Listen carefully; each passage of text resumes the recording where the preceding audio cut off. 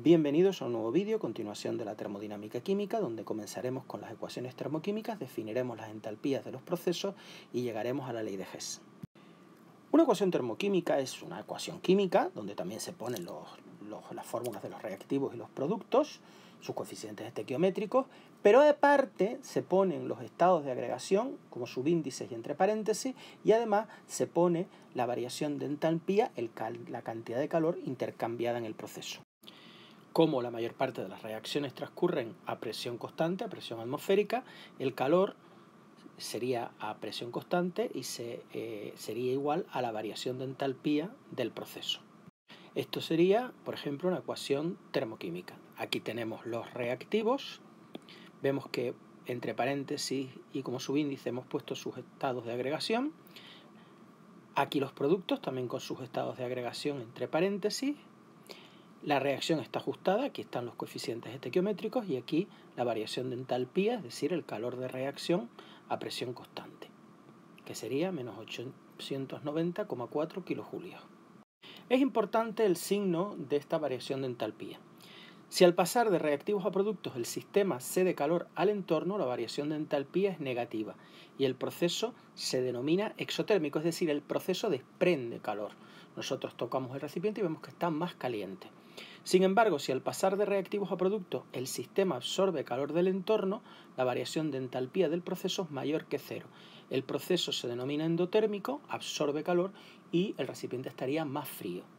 Aquí tenemos los diagramas entálpicos de ambos procesos. Si los reactivos están a mayor energía que los productos, se desprende calor, el incremento de H es menor que cero y el proceso es exotérmico. Y si los reactivos están a menos energía que los productos, se absorbe calor, el incremento de H es mayor que cero y el proceso es endotérmico.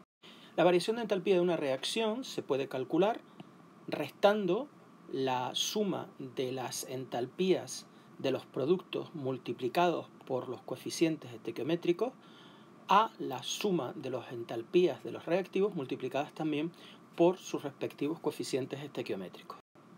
Por ejemplo, para esta ecuación, donde las letras minúsculas son coeficientes estequiométricos y las letras mayúsculas sustancias, las hemos puesto todas en estado gaseoso, pero da igual el estado, la variación de entalpía de esta reacción sería las entalpías de los productos multiplicadas por sus correspondientes coeficientes estequiométricos, la entalpía del producto C, la entalpía de formación del producto C por su coeficiente estequiométrico, más la entalpía del producto D por su respectivo coeficiente estequiométrico, menos, y ahora las entalpías de los reactivos, la entalpía de A multiplicada por su respectivo coeficiente estequiométrico, más la entalpía de B, de formación de B, multiplicada por su correspondiente coeficiente estequiométrico.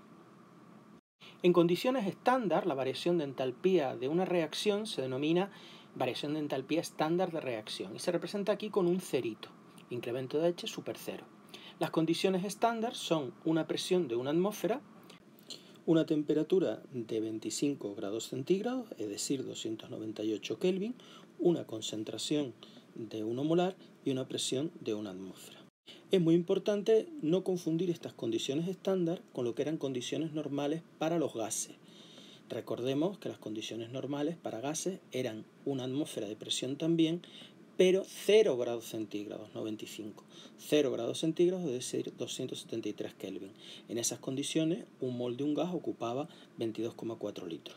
Definimos la entalpía normal o estándar de una reacción, también llamada calor normal de reacción y representada como incremento de H super cero, como la variación de entalpía de una reacción realizada a presión constante cuando los reactivos se convierten en productos y en la cual tanto los reactivos como los productos están en estado normal o estándar, es decir, a una atmósfera de presión y 25 grados centígrados y concentraciones normalmente 1 molar. Por tanto, si conocemos las entalpías de formación de cada sustancia, de reactivos y de productos, pues es muy fácil calcular Q sub P o el incremento de H de formación estándar de la reacción, como hemos dicho. Sin embargo, la entalpía de una sustancia no se puede conocer. La entalpía se definía a partir de la energía interna y recuerden que la energía interna de una sustancia tampoco la podíamos conocer. Podemos conocer variaciones de la energía interna y también podremos conocer variaciones de la entalpía. Lo que hacemos es construir una escala de valores relativos de las entalpías. Esto se hace estableciendo por convenio una entalpía a la que damos el valor de 0. Se toma como entalpía 0 la que corresponde a los elementos en su forma de agregación más estable a 25 grados centígrados de temperatura y a una atmósfera de presión, es decir, a estado estándar. Así, por ejemplo, la entalpía del hidrógeno gaseoso a 25 grados centígrados vale 0, la entalpía del carbono grafito sólido a 25 grados centígrados vale 0. Cuidado, del carbono grafito, ¿por qué? Porque el grafito es el estado alotrópico más estable del carbono a esa presión y temperatura.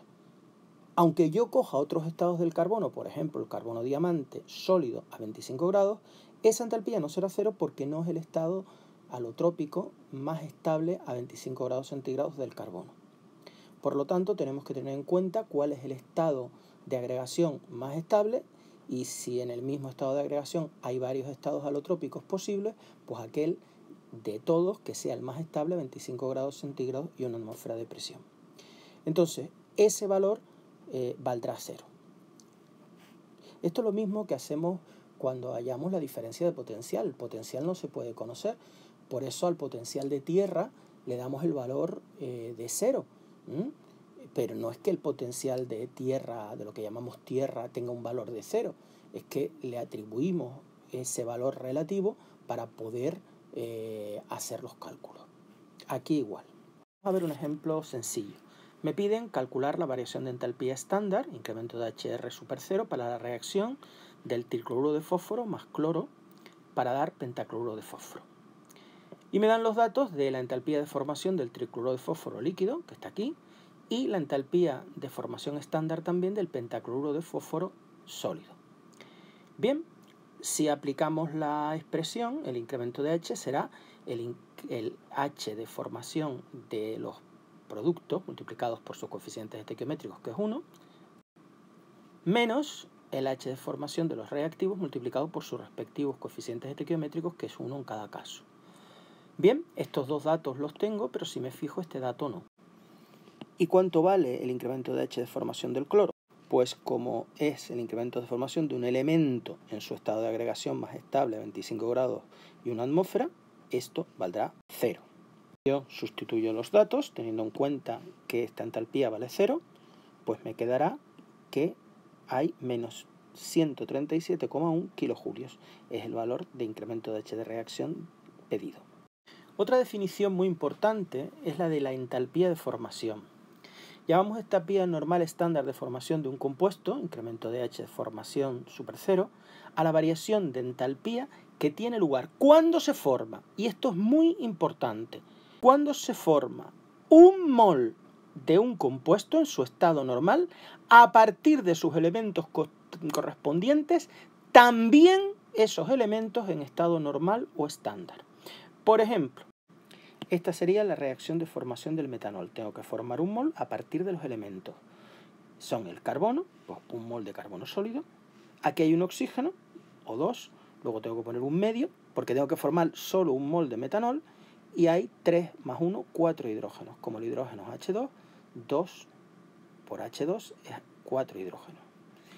Esta sería entonces la entalpía de formación de un mol. Serían kilojulios por mol de metanol formado. Fijémonos que esta reacción, a pesar de que también se forma un mol de metanol, la formación no es a partir de los elementos. Esto sí es un elemento, pero el monóxido de carbono es un compuesto. Por lo tanto, esta reacción no es una reacción de formación. Entonces será un incremento de H de reacción, pero no de formación. Llamamos entalpía o calor de combustión de una sustancia la energía térmica desprendida cuando un mol de esa sustancia arde completamente en oxígeno a la presión de una atmósfera.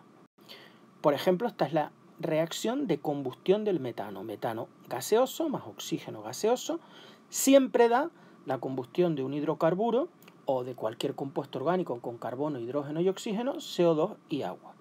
CO2 gaseoso más 2 agua. Esto es una reacción exotérmica, por eso el incremento de H es menor que 0 y como vemos es por mol. ¿Por mol de quién? De la sustancia que se quema, por mol de metano. Bien, un ejemplo. El etino acetileno es un gas cuya combustión se producen llamas que alcanzan una temperatura elevada. Si cuando se quema 1 gramo de acetileno se desprenden 50 kilojulios, ¿cuál será el valor de su entalpía de combustión? Y me dan las masas atómicas. El etino es este hidrocarburo con un triple enlace. Su fórmula molecular sería C2 porque hay 2 carbonos, H2 porque hay 2 hidrógenos. Me dice que se desprenden, si se desprenden, tendremos que poner un signo negativo, porque el calor que se desprende es un calor negativo. El incremento de H será menos 50 kilojulios por gramo. Pero como me piden el valor del calor de combustión, recuerden que el calor de combustión no es por gramo, sino por mol. Y habrá que transformarlo a kilojulios por mol. Puesto que me dicen que se desprende, pongo el signo negativo, 50 kilojulios por gramo. Tengo que pasar estos gramos a moles. ¿Cómo? Nos fijamos que tenemos los gramos en el denominador, tenemos que poner entonces los gramos en el numerador y poner cuántos gramos equivalen a un mol de etino. La masa molecular, 2 por 12, que es la masa atómica, más 2 por 1, son 26 gramos. Entonces, si multiplicamos 50 por 26, con el signo menos delante, me da menos 1300 kilojulios por mol. Es decir, es una reacción en la que se desprende calor, es exotérmica. La entalpía o calor de disociación de una sustancia es la energía necesaria para descomponer un mol de dicha sustancia en sus átomos constituyentes en estado gaseoso. Vamos a ver un ejemplo, que sería la entalpía de disociación del flúor. Una molécula de flúor que yo la descompongo en los átomos de flúor, ambos en estado gaseoso. Y esta es la entalpía de disociación. Esto es un proceso endotérmico, absorbe calor. El incremento de H es positivo. Entalpía o calor de disolución de una sustancia es la energía intercambiada cuando un mol de dicha sustancia se disuelve por completo en una cantidad suficiente de disolvente, normalmente agua. Por ejemplo, el hidróxido de sodio sólido que se disuelve en una cantidad de agua para dar hidróxido de sodio en disolución acuosa. La entalpía de disolución sería menos 44,51 kilojulios moles, una reacción exotérmica. Al disolver el hidróxido de sodio se calienta, desprende calor. La entalpía o calor de cambio de estado, que se suele denominar calor latente, es la energía puesta en juego cuando un mol de una sustancia que se encuentra a la temperatura adecuada experimenta un cambio de estado de agregación sin variar su temperatura ni su presión, es decir, a temperatura y presión constante. Por ejemplo, la entalpía de fusión del agua, que pasa un mol de agua sólido, hielo, ¿no?, a un mol de agua líquido. El incremento de entalpía de fusión es positivo y aquí viene por kilogramo. El dato lo hemos puesto por kilogramo. Realmente, normalmente, como lo tenemos definido, es por mol. Esto habría que pasarlo a mol, pues yo sé ya que 1 kilogramo lo pasaría a gramos, diría que 1 kilogramo son 1000 gramos y los gramos a moles, pues 18 gramos es un mol de agua. Hemos hablado de procesos que no se pueden hacer. Por ejemplo, si yo hago reaccionar carbono sólido con hidrógeno y con oxígeno, no voy a obtener metanol nunca. Pero la entalpía es una función de estado, y eso significa que depende solo de las sustancias iniciales de las finales, pero no de los procesos o reacciones intermedias que haya habido.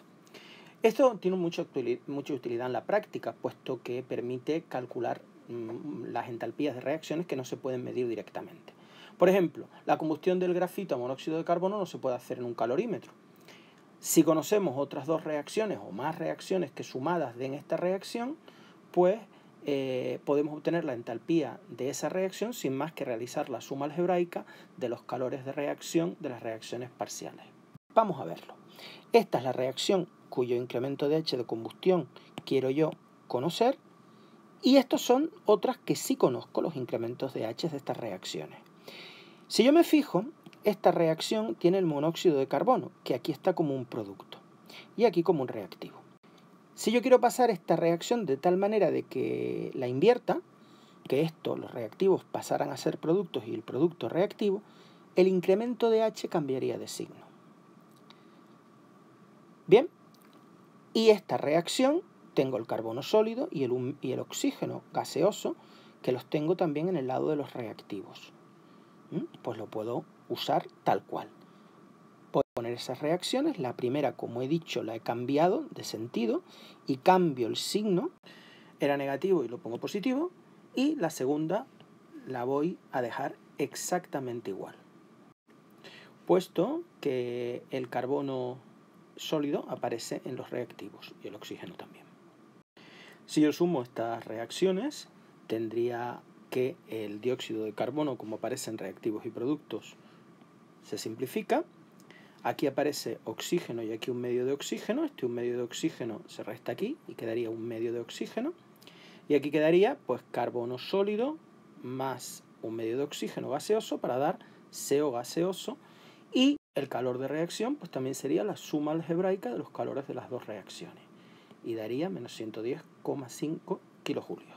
La ley de Hess la podríamos enunciar diciendo que si una reacción química puede expresarse como suma algebraica de otras, su calor de reacción es igual a la suma algebraica de los calores de las reacciones parciales.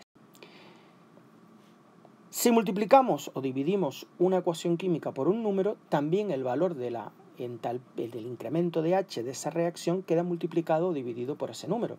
Recuerdan que la variación de entalpía era una magnitud expansiva que depende de la masa. Por ejemplo, si yo de esta ecuación la quiero dividir por 2 para que esto sea por mol y sea una entalpía de formación del cloruro de hidrógeno gaseoso, multiplicaría todo por un medio, 2 entre 2 es 1, pues la entalpía también quedaría multiplicada por un medio, es decir, dividida por 2 y sería menos 92,5 kilojulios. Y también lo que dijimos antes, si invertimos una ecuación química, el valor de incremento de H cambia de signo. Es decir, si una reacción química es exotérmica, la reacción inversa es endotérmica y viceversa. Esta reacción es exotérmica, la inversa, le cambiamos el signo, es endotérmica.